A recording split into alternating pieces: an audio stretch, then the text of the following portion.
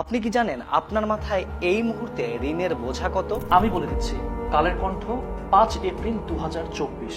Headline, মাথা পিছু ঋণ বেড়ে 1.5 লাখ টাকা। তার মানে আমাদের দেশের 18 কোটি মানুষের প্রত্যেকের মাথায় ঋণের বোঝা 1,50,000 টাকা। সব মিলিয়ে বাংলাদেশের বিদেশি ঋণের পরিমাণ দাঁড়িয়েছে $5,700 কোটি, বা পার ক্যাপিটাল লোন হচ্ছে এখন 1,50,000 টাকা। 3 বছর আগে বাংলাদেশের মাথাপিছু ঋণ ছিল 1 লাখ টাকা। আপনার মাথায় ঋণের বোঝাটাই যদি এত বিশাল হয়, তাহলে সুদের হিসাবটা কত ভেবে দেখেছেন?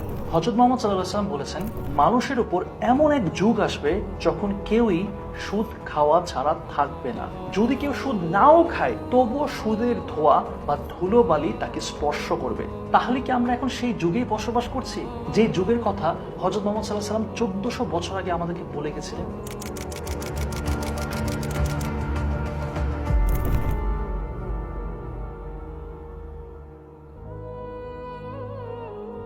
এতটুকু দেখেই হয়তো আপনি ভয় পেয়ে গেছেন, কিন্তু আমি হলফ করে বলতে পারি এখনো আপনার অনেক কিছুই অজানা। শুধুমাত্র আজ থেকে 2 বছর আগের কথা ধরলেও আপনার হাতে এই মুহূর্তে যদি 100 টাকার একটা নোট থাকে, সেটা আর 100 টাকা নেই, হয়ে গেছে মাত্র 65 টাকা। কারণ কি? সুদ ভিত্তিক অর্থনীতি।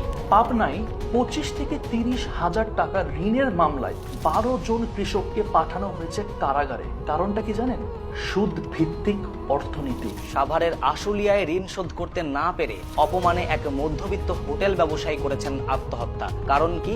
সুদ ভিত্তিক অর্থনীতি। আমি যদি আপনাদেরকে বলি, এই সুদের কারবার আপনি, আমি, আমরা সবাই চালাচ্ছি, আপনি কি বিশ্বাস করবেন? বিশ্বাস করুন আর না করুন, আপনি যে ব্যাংক লোনের ট্র্যাপে আটকে পড়ে গেছেন, যেখান থেকে বের হওয়া বেশ মুশকিল, এই কথা সত্য। আর আজকের ভিডিওর তথ্য, উপাত্ত, ইনসাইটস আপনাকে এমন কিছু জানাবে যা শোনার জন্য আপনি একদমই প্রস্তুত নন।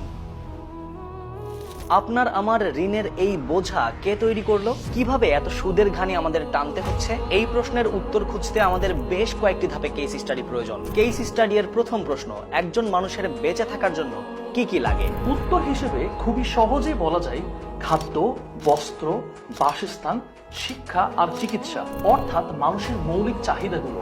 একজন মানুষ তার এই 5টি মৌলিক চাহিদা পূরণ করতে পারলেই একটা সাবলীল জীবন যাপন করতে পারে। কিন্তু মুশকিলটা কোথায় জানেন? আমাদের এই বেসিক নেসেসিটি পূরণ করতেও আমাদের কাছে ঋণ নিতে হচ্ছে। অতিষ্ঠ দেশের 4 কোটি মানুষ খাবার কিনছেন ঋণ করে খাদ্য, বস্ত্র, বাসস্থানের মতো মৌলিক চাহিদা মেটাচ্ছে। এটা আমাদের কথা না, বিবিসি বাংলার হেডলাইন, ঋণ করে খাবার কিনছেন দেশের 4 কোটি মানুষ। প্রতিবেদনে স্পষ্ট উল্লেখ করা, দেশে মোট জনসংখ্যার 4 ভাগের 1 ভাগ মানুষ ঋণ করে তাদের মৌলিক চাহিদা মেটাচ্ছেন। মোটা দাগে অ্যানালাইসিস করলে গ্রামের 28%, শহরের 24% এবং সিটি কর্পোরেশনের 15% মানুষ এখন ব্যাংক ঋণের ট্র্যাপে ফেসে গেছে। মৌলিক চাহিদার যোগান মেটাতে 2 বেলা খাবার খেতে যদি ঋণ নিতে হয়, তাহলে বলাই যায় দেশের একটা বড় সংখ্যক মানুষ ঋণ নিতে বাধ্য। আর যেখানে ঋণ থাকবে সেখানেই অটোমেটিক্যালি সুদ চলে আসবে। তার মানে এই দাঁড়ালো আপনি সুদ খেতে বাধ্য, রীতিমতো সুদের ট্র্যাপে জর্জরিত।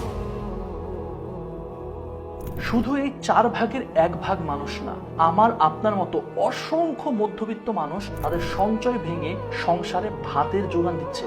এই পর্যন্ত শুনে আপনার কাছে মনে হতে পারে রাষ্ট্র মৌলিক চাহিদা পূরণে ব্যর্থ, কিন্তু এই কাহিনীর পিছনেও আছে কাহিনী। খেলা কেবল শুরু। আমার আপনার মতো কয়েক কোটি মধ্যবিত্ত এবং নিম্নবিত্ত মানুষের আর্থিকভাবে এই বেহাল দশার পেছনে না আপনি দায়ী, না মোটা দাগে রাষ্ট্র দায়ী। এখন মনে প্রশ্ন জাগতে পারে, আসল দোষটা তাহলে কার? উত্তর খুঁজতে আমাদেরকে বেশ কয়েকটা ঘটনার ইনসাইটস দেখতে হবে। সাল 2012, নামি দামি প্রতিষ্ঠান হলমার্ক গ্রুপ সোনালী ব্যাংক সহ 26টি ব্যাংক থেকে ঋণ নিল 4,000 কোটি টাকা।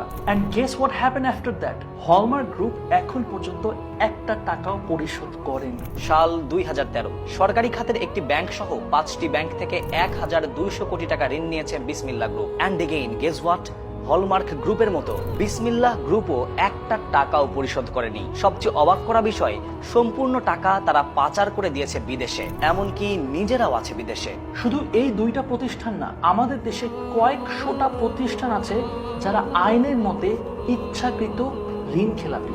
যুগান্তর পত্রিকার হেডলাইনের ভাষায় বলতে, ঋণ খেলাপি বর্তমানে নতুন এক ব্যবসা। এখন আপনি হয়তো এটা ভাবতে পারেন যে আচ্ছা, ধনীরা তারা ঋণ দিক না দিক আমার যায় আসে না, কারণ আমি তো সেই দেশের 1/4 মানুষের মধ্যে পড়ি না যাদের এই বেসিক নেসেসিটি মিট করার জন্য লোন নেওয়া লাগে। আমি নিজে ঋণ নেও না, আমি ঋণ খেলাপিও করি না, সো সমস্যা তো নাই। সমস্যা আছে, ভয়ঙ্কর সমস্যা, এমনকি একটার সাথে আরেকটা এমন ভাবে জড়িয়ে যা হয়তো আপনি আগে কখনো ভাবেননি। সমস্যাটা হলো ধনীরা ঋণ নিয়ে শুধু খেলাপি করছে না, শুধু টাকা পাচারি করছে না, বরং কর বা ট্যাক্সও ফাঁকি দিচ্ছে একেবারে নিয়ম করে, যার কারণে প্রচুর পরিমাণে অর্থ সংকটে পড়ছে রাষ্ট্র আর ব্যাংকগুলো। রাষ্ট্র এই অর্থ সংকট পূরণ করতে দুইটা পদ্ধতি মেইনটেইন করে এবং সেই দুইটা পদ্ধতির মাঝে আছে আমাদের কাঙ্ক্ষিত প্রশ্নের উত্তর খুঁজে বের করব, কিন্তু তার আগে আমাদের আজকের ভিডিওর স্পন্সর গোজায়ান সম্পর্কে দুইটা কথা বলি। ঈদের লম্বা ছুটিকে মাথায় রেখে ঘুরে আসতে পারেন এই ব্যস্ত জীবনকে পেছনে ফেলে, মনের মতো ট্যুর গুছিয়ে সেরা বাজেটে ঘুরে আসতে পারেন বন্ধু আর পরিবার নিয়ে। সব রকম তথ্য, কোন ফ্লাইট কোন হোটেল বুক করব তা সহজেই খুঁজে পাওয়া যায় গোজায়ানে। গোজায়ান থেকে করা প্রথম বুকিং এ ব্যবহার করতে পারেন আমার coupon code Nasir 500। And now back to video. এই অর্থ সংকট পূরণ করতে রাষ্ট্র প্রথম যে কাজটা করে সেটা হচ্ছে তারা টাকা ছাপায়, আর নতুন টাকা ছাপালে সবচেয়ে বেশি যে ক্ষতিটা হয় সেটা হলো ইনফ্লেশন। খুব সহজ ভাষায় টাকার মান কমে যাওয়া। ভিডিওর একদম শুরুতে বলা হয়েছিল যে এই 100 টাকা কিভাবে 2 বছরের মধ্যে 65 টাকা হয়ে গেছে। আশা করি এখন আপনারা সেই হিসাবটা খুব সহজে মিলাতে পারলেন। একটা দেশে যখন ইনফ্লেশন হয়